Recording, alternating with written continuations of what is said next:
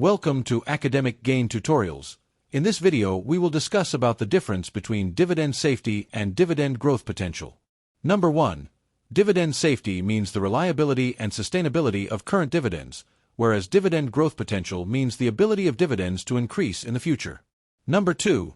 Dividend safety mainly focuses on dividend dependability, whereas dividend growth potential mainly focuses on future dividend expansion. Number 3. Dividend safety asks, can this dividend be maintained? Whereas dividend growth potential asks, can this dividend grow meaningfully? Number 4. A higher level of dividend safety means a lower risk of a dividend cut, whereas a higher level of dividend growth potential means faster potential payout increases. Number 5.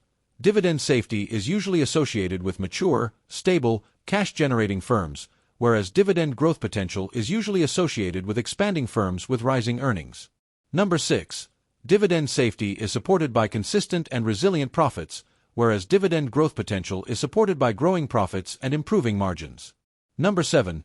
Dividend safety depends on strong dividend coverage and reserves, whereas dividend growth potential depends on having enough surplus cash to keep raising dividends.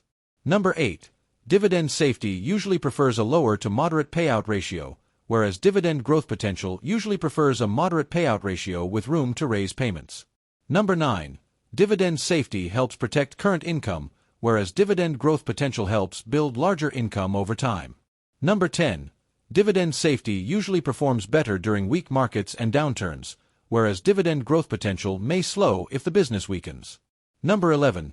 Dividend safety usually provides moderate inflation protection, whereas dividend growth potential usually provides stronger inflation protection over time.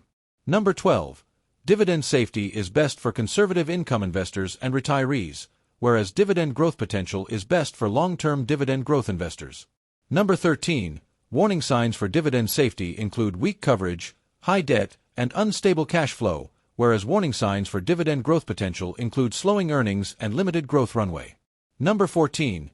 Dividend safety signals a company's commitment to preserving the payout, whereas dividend growth potential signals confidence in future expansion. Number 15. Dividend safety mainly prioritizes stable income and lower cut risk, whereas dividend growth potential mainly prioritizes rising income and long-term compounding. So, the quick takeaway is that dividend safety focuses on protecting income today, whereas dividend growth potential focuses on increasing income over time. If this lecture was helpful, give it a thumbs up and subscribe to the channel. Thank you.